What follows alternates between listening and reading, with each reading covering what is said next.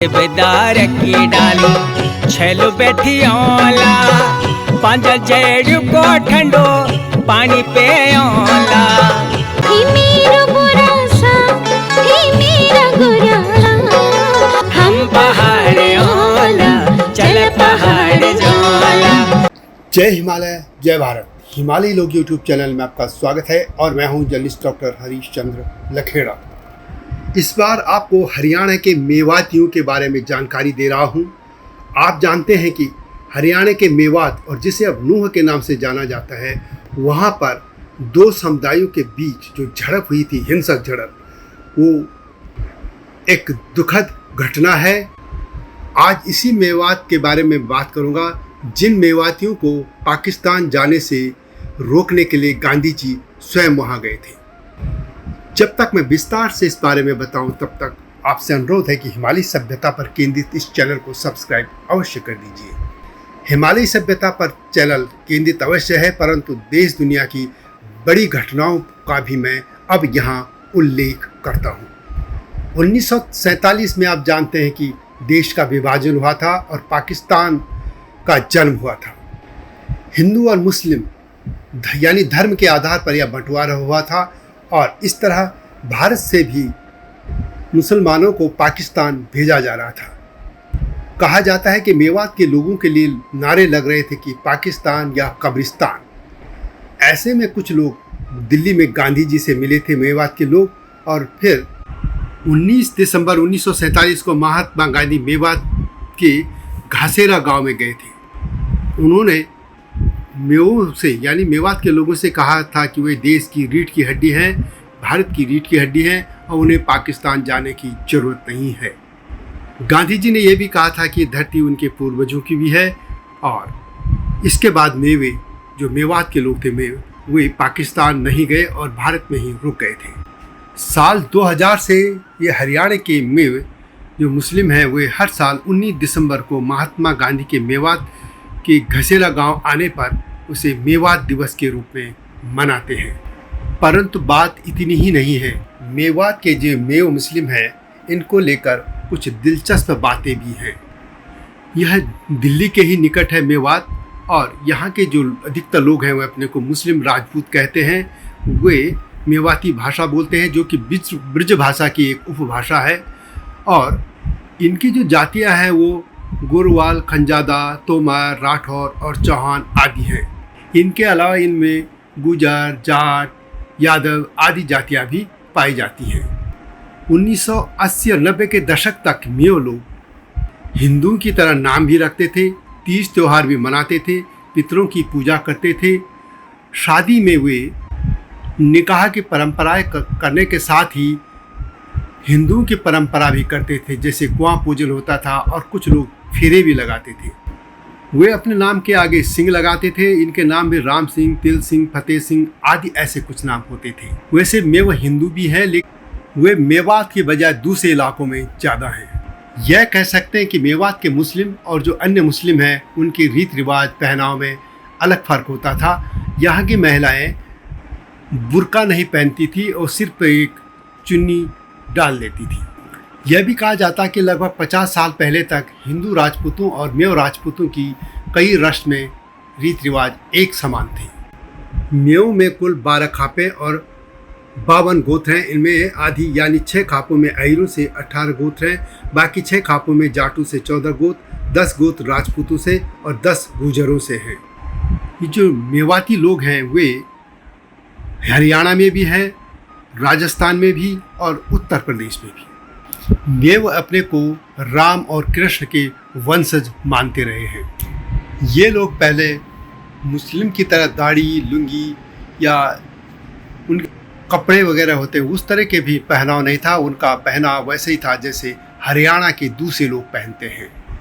मेवात और मेवाती ये शब्द कैसे बना, ये नामकरण कैसे हुआ, इसके लेकर कई कहानियाँ कही जाती हैं और एक प्रमुख जो कहानी अब तक कही जाती थी वो कि वे अपने को मेवाड़ का मानते थे कि उनके पूर्वज मेवाड़ के थे। अब मेवाड़ का मेवा जो शब्द था वो इनके साथ जुड़ गया और मेवा और मेवात उनका यहाँ वो बस गए थे तो उनके मेवाती कहा जाने लगा। हालांकि अब कई तरह की कथाएं ये जोड़ने लग गए हैं इस्लाम में आने के बाद, और अब तो यहाँ तक कि कहने लग गए हैं कि वे कोई ईरान से आया और उनके पूर्वज यूनान में भी रहते थे। ये बकरीद के साथ होली भी जैसे मनाते थे। ये हिंदू से इस्लाम में कैसे आए? ये कहा जाता है कि मेवात में 3 बार मुख्यतः बड़े तौर पर धर्म परिवर्तन हुए। वैसे कुछ लोग कहते हैं कि 12वीं से लेकर 7वीं शताब्दी के बीच मुगलों के दबाव के कारण या अन्य जो यहाँ पे दिल्ली में मुस्लिम शासक आ गए थे, उनके दबाव में ये लोग क्षत्रिय से मुस्लिम बन गए थे। वे मुस्लिम तो बन गए, लेकिन उन्होंने दिल से तब इस्लाम को कबूल नहीं किया और हिंदू परंपराओं को निभाते रहे। कुछ लोग ये भी कहते हैं कि ये सूफी पीरों से प्रभावित हुए थे और इन्होंने इस्लाम कबूल कर लिया था। कारण जो भी रहा हो, परंतु ये भी सत्य है कि 22 मार्च 1527 को जब मुगल शासक बाबर अपनी विशाल सेना के साथ भरतपुर जिले के खानवा गांव में युद्ध करने पहुंचा, तो मेवाड़ के राजा राणा सांगा के साथ मेवात के हसन खान मेवाती ने बाबर के खिलाफ युद्ध लड़ा था। उन्होंने राणा सांगा का साथ दिया था और इस युद्ध में वे बलिदान हो गए थे।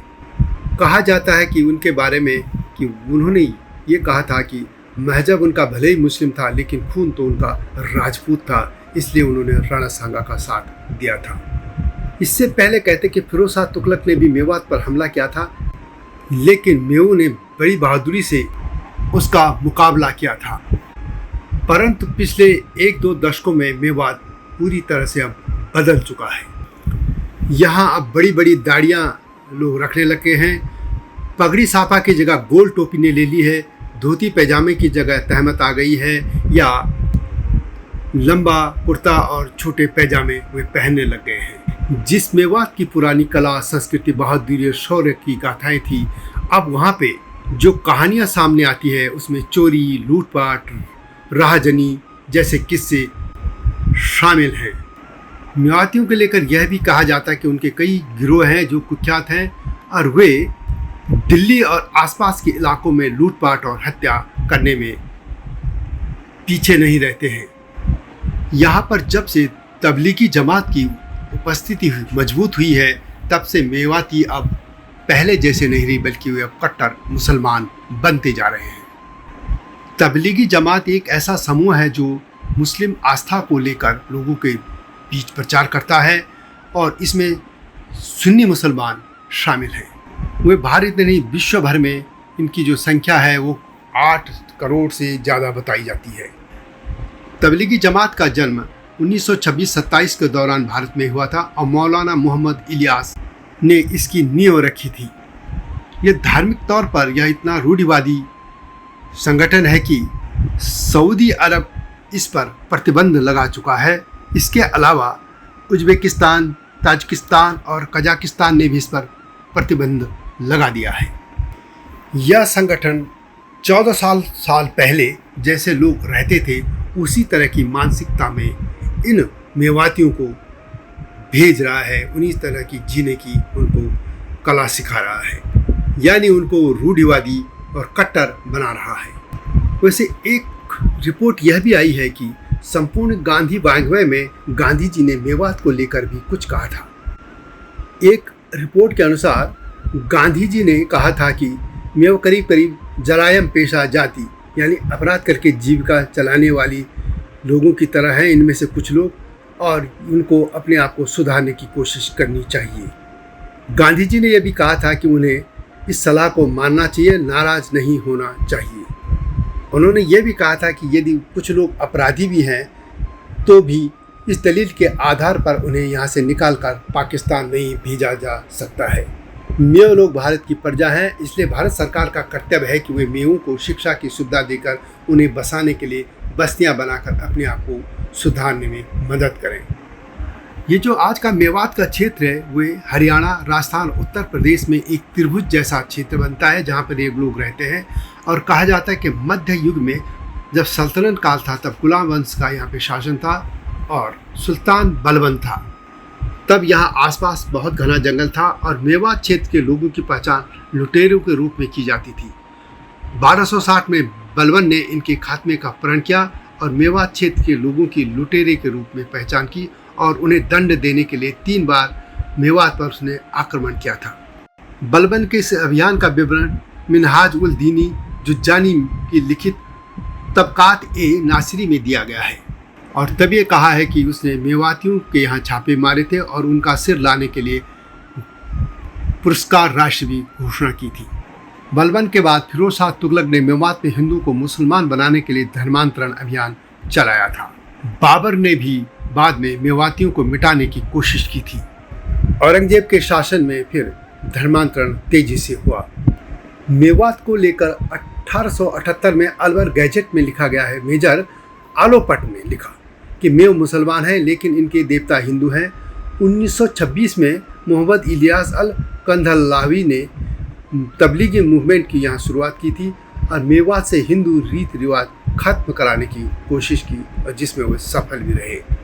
वैसे यह भी जानने लायक है कि 1871 में मेवों को हिंदू के रूप में सूचीबद्ध किया गया था, लेकिन 1900 की जनगणना में मेवों को मुसलमान के रूप में सूचीबद्ध कर दिया गया। हिंदू परंपराओं से इनका रिश्ता ऐसे भी समझा जा सकता है कि इस समुदाय में बड़ी संख्या में लोग कुएं की पूजा करते रहे हैं। प्रथम स्वतंत्रता संग्राम यानी 1857 के जो संग्राम हुआ था अंग्रेजों के साथ, उसमें मेव भी बहादुरी से लड़े थे और बड़ी संख्या में मेवों ने बलिदान दिया था। कोई इनकी संख्या 6000 तक बताता है। तब वे चौधरी मोहम्मद यासीन खान को अपना नेता मानते थे। घटनाएं पहले की जो भी हों, अलग अलग जो तारीखें बताई गई थी इस्लाम इनके कबूल करने की, परंतु यह माना जाता है कि 15वीं से 17वीं शताब्दी के दौरान उन्होंने इस्लाम अपनाया था। अब मेव ओबीसी मुस्लिम हैं। बंटवारे के समय भी बड़ी संख्या में मेव पाकिस्तान भी चले गए थे। इस तरह पाकिस्तान भी मेव रहते हैं। अब यह भी देखने लायक है कि इनका इतिहास भी बदला जा रहा है। अब लोग ये कहने लग गए हैं कि ये सूर्यवंशी हैं न चंद्रवंशी, और इनका प्राचीन संबंध मेदों के वंशज हैं, यानी मेद जो कि हजरत नूह से जुड़े हैं। ईसाई, मुसलमान और यहूदी हजरत नूह को मानते हैं और यहाँ तक कहा जाने लग गया है कि ये लोग पहले यूनान में रहते थे। कोई कहता था कि ईरान में रहते थे। माना जाता है कि इनके जो हजरत नूह जो जुड़ा है उन्हीं से अब इस क्षेत्र का नाम मेवात की जगह नूह रख दिया गया है और ये 2016 के आसपास रखा गया।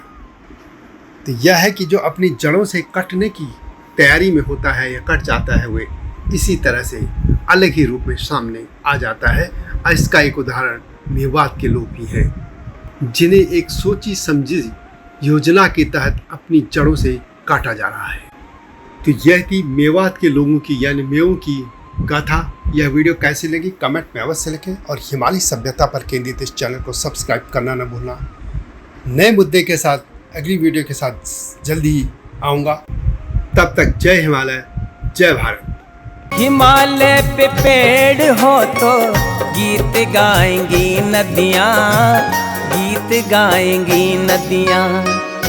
पेड़ों पे चिड़िया है तो गीत गाएंगी नदियाँ, पेड़ों पे चिड़िया है तो गीत गाएंगी नदियाँ। माँ की लोरी जैसे होते हैं नदियों के गीत।